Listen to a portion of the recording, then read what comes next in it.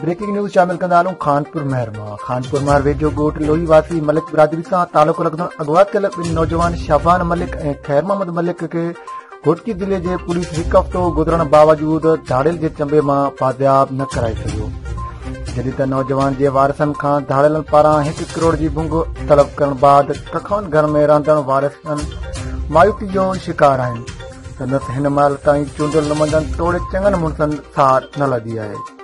जी नाज़रीन, अव्हांखे अहम ख़बर खानपुर महर मां आगाह कयो पिया त खानपुर महर वेझो ॻोठ लोहीवासी मलिक बिरादरी सां तालुक़ रखंदड़ अगवा थियल ॿिनि नौजवाननि शाबान मलिक खैर मोहम्मद मलिक घोटकी ज़िले पुलिस हिकु हफ़्तो गुज़रण बावजूद धाड़ियल जे चंबे मां बाज़ियाब न कराए सघियो आहे। इन हवाले सां वधीक तफ़सील मालूम कंदासीं खानपुर महर मां ST न्यूज़ जे रिपोर्टर नजफ़ अली मीरानी सां। जी नजफ़, कहिड़ा तफ़सीलात आहिनि हिन बाबति?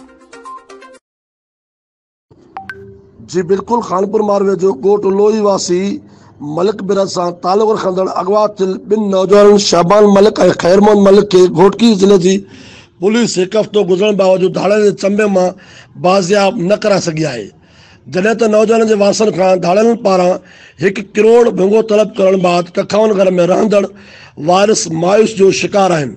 संदन हिन महिल ताईं चूंडियल नुमाइंदनि तोड़े चङनि मुड़सनि सार न लधी आहे ऐं न ई नौजवान जी बाज़ियाबी लाइ को तहरीक वरितो आहे।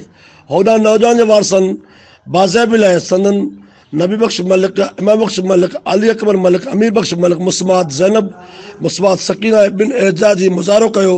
उन मौक़े ते मीडिया सां ॻाल्हाईंदे मुग़लनि जे वारसनि चयो त असांजे नौजवाननि खे अगवा थिए 1 हफ़्तो गुज़री वियो आहे, पर घोटकी ज़िले जी पुलिस नौजवान जी बाज़ियाबी जे लाइ कख वञी ॿीणो नाहे कयो। हिन चयो त जे अगवा बाद असांजे घरनि में सोग वारो माहौल आहे। असांजे घरनि जा चुल्हा बि थधा थी विया आहिनि। वॾे अफ़सोस जी ॻाल्हि आहे त हिन महिल ताईं को बि चूंडियल नुमाइंदो तोड़े चङनि मुड़सनि असांजे सार न लहण आयो आहे। असीं बेसहारा बणियल आहियूं।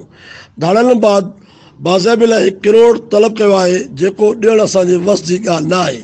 असीं हिकु वेलो खाऊं था त हिकु वेलो वेठा आहियूं। हिननि मुतालबो कयो त नौजवान खे बाज़ाब कराए बेचैनी ख़तमु कई वञे। होॾां राब्तो करण ते SHO खानपुर महर अख़्तियार पावर ॿुधायो त ॿई नौजवान औरताणे आवाज़ ते हरकजी विया आहिनि। असांजी थाणे जी हद जा रहायशी ज़रूरु आहिनि, पर ॿिए नौजवान जानपुर वारे इलाइक़े मां हरकजी विया आहिनि।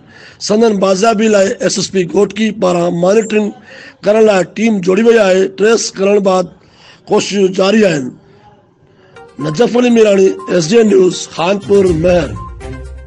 जी नाज़रीन, SDN न्यूज़ जो रिपोर्टर नजफ़ अली मीरानी जेको असांखे खानपुर महर खां अपडेट करे रहियो हो त मलिक बिरादरी सां तालुक़ रखंदड़ अगवा थियल ॿिनि नौजवाननि शाबान मलिक, खैर मोहम्मद मलिक घोटकी ज़िले पुलिस हिकु हफ़्तो गुज़रण बावजूद धाड़ियल जे चंबे मां बाज़ियाब न कराए सघियो आहे।